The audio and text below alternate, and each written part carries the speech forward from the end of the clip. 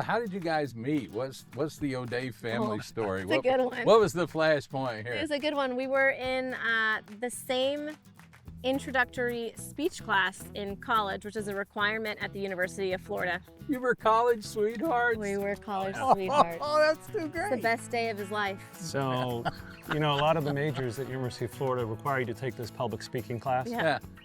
And I saved it. I thought I might get drafted. I didn't get drafted my junior year, so I saved it for my fourth year, and I happened to be, it's like a second period class, 8 in the morning, and I'm not a morning person. And she was working another job at the time, so we were both the last people to come into class. So we would always sit in the back. We would sneak in the back, and our teacher, luckily, rest in peace, Mr. Bob, was so old he wouldn't even see us walk in. So we would come in late. Yep. And so we ended up sitting next to each other every day in class, for some fortuitous reasons, and then we got to know each other and started dating there. And what year was that? 2004. 2004. So Liz, we know the pace of Major League Baseball. We also know the pace of network news. That's a real pressure cooker world that you work in and have worked in. I've been really, really blessed in my career. I've just been able to make some connections that have offered me new opportunities because I've always had to sort of work around Darren's career, and especially once we had children, since they took the priority. But I think, especially with us prioritizing our health and being very honest with each other, has helped me really succeed and stay in the business. And I also think COVID was actually a really good opportunity for us to spend more time with them, and also doing more things at home, working at home, afforded me opportunities to sort of stay at the network level and pitching ideas. But like you said, in order to stay relevant, you just always have to think one step ahead. You always have to think of ways that you can stay relevant and survive in an era where there's always going to be someone younger, healthier, and able to work longer hours than you.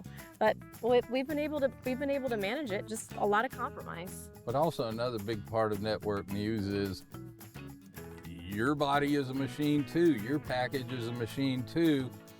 Most network correspondents and anchors I know are aware of their appearance because whether it should be or shouldn't be, it's part of the process, it's part of the ratings, it's part of why people watch. And it's why they watch this anchor or that anchor over another anchor. That's just kind of how humans are hardwired. So that nutritional component and how you eat has been equally important to you in your career as it eventually became to Darren. Sure. Well, that's a big conversation that we've had over the past couple years. Is I told Darren, and by all means, we're still very, very young, but for me to manage a household with 3 very young kids, some of which are not in the public school system yet, and to prepare for a morning shift, which requires preparation the night before and then getting up, between 3 and 5 o'clock in the morning for whenever the segment airs. I actually told him just recently there's sacrifices that I need to make. I can't eat the way I used to eat. I can't drink the way I used to drink, not just for physical reasons, but also because I can't emotionally, mentally, and physically perform with some of the women who are maybe 26 years old and don't have even a dog at home to manage, and they can get up and do the morning shift and take a nap.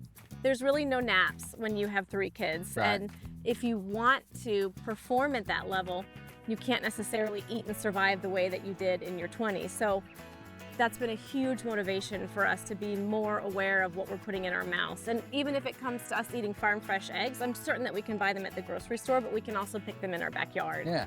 And making those conscious decisions has actually helped me to stay relevant, to stay able to perform, especially while trying to do it all.